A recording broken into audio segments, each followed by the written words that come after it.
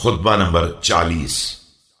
آپ علیہ السلام کا ارشاد گرامی، خوارج کے بارے میں ان کا یہ مقولہ سن کر لا حکم الا للہ کہ حکم اللہ کے علاوہ کسی کے لیے نہیں ہے۔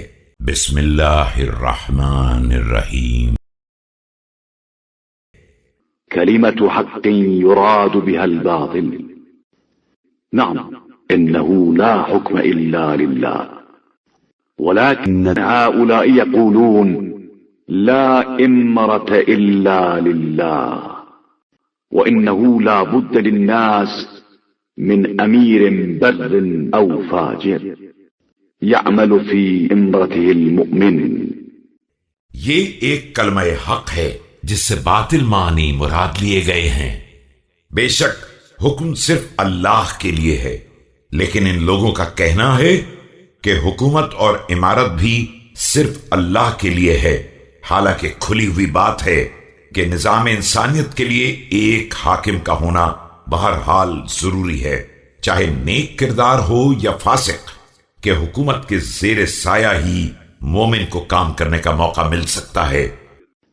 ويستمتع فيها الكافر ويبلغ الله فيها الأجل ويجمع به الفيل ويقاتل به العدو وتأمن به السبل ويؤخذ به للضعيف من القوي حتى يستريح بر ويستراح من فاجر۔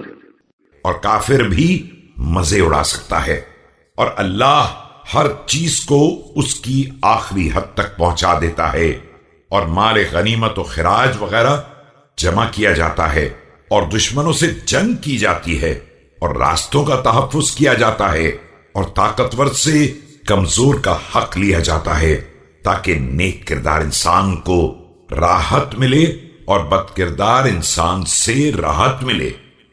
وفي رواية أخرى أنه عليه السلام لما سمع تحكيمهم قال حكم الله أنتظر فيكم، وقال أما الإمرة البرة۔ ایک روایت میں ہے کہ جب آپ علیہ السلام کو تحکیم کی اطلاع ملی تو فرمایا، میں تمہارے بارے میں حکم خدا کا انتظار کر رہا ہوں۔ پھر فرمایا، حکومت نیک ہوتی ہے فيعمل فيها التقي، وأما الإمرة الفاجرة فيتمتع فيها الشقي إلى أن تنقطع مدته وتدركه منيته۔ تو متقی کو کام کرنے کا موقع ملتا ہے، اور حاکم فاسق و فاجر ہوتا ہے تو بدبختوں کو مزہ اڑانے کا موقع ملتا ہے، یہاں تک کہ اس کی مدت تمام ہو جائے اور موت اسے اپنی گرفت میں لے لے۔